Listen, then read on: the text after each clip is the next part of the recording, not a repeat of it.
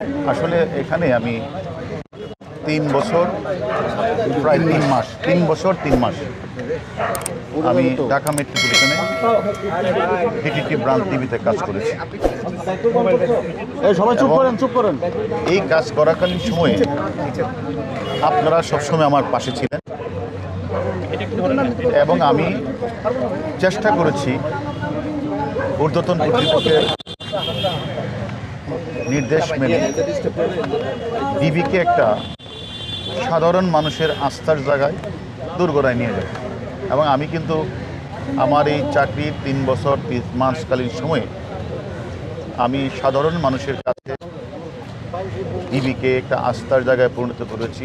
বাংলাদেশের প্রতিটি মানুষ তথা বিশ্বের মানুষ জানে যে কারো কোনো সমস্যা হলে ডিবিতে গেলে প্রবলেমটা সলভ হতে পারে। এই মনে করে অসংখ্য মানুষ আমাদের কাছে আসছে। আমরা চেষ্টা করেছি তাদের কাজটা সুন্দরভাবে করে দেওয়ার, যার কারণে সাধারণ মানুষ ডিবির নামটা জানে। এবং আমি মনে করি আমি চেষ্টা করেছি ডিবিকে একটা আস্থার জায়গায়। এখন আমি মনে করি আমার ঊর্ধ্বতন কর্তৃপক্ষ আমাকে আস্থা এবং বিশ্বাস রেখে আরেকটি জায়গায় পদায়ন করেছে, বিস্তৃত পরিসরে কাজ করার সুযোগ প্রদান করেছে। আমি মনে করি সেই জায়গাতে গিয়েও যে কথাটা আমি আপনাদের সামনে প্রায় বলতাম, মানুষের শেষ ভরসার স্থলটা হচ্ছে থানা। থানা যেন মানুষকে সেবা দিতে পারে। আমি চেষ্টা করব সাধারণ মানুষ থানায় এসে যেন সেবাটা পায়, থানায় যেন মানুষ আসে, যে কোনো ঘটনায় থানায় যেন গিয়ে মানুষ তার জিডি করা, মামলা করা এটা যেন করতে পারে। আমি চেষ্টা করব থানাকে সাধারণ মানুষের আস্থায় নিয়ে যেতে।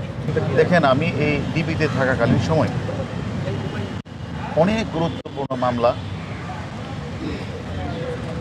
অনেক বড় বড় ঘটনা ডিবিতে ঘটেছে।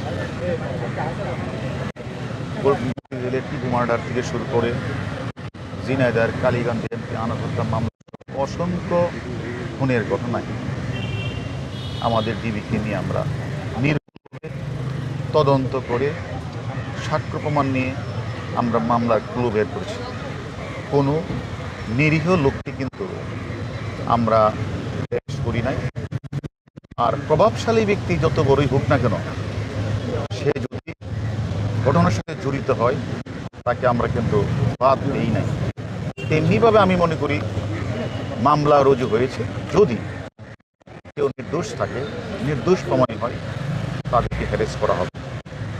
এবং যারা ঘটনার সাথে প্রকৃতভাবে জড়িত, যারা বিভিন্ন জায়গাগুলিতে আগুন লাগিয়েছে, স্বপ্নের মেট্রো রেলে ভাঙচুর আগুন লাগিয়েছে, রাষ্ট্রীয় বেসরকারি থানাগুলিতে আগুন লাগিয়েছে, আমাদের পুলিশ সদস্যকে জ্বলিয়ে হত্যা করেছে, এই সকল ঘটনার সাথে যারা জড়িত তাদের কাউকে ছাড়তে হবে।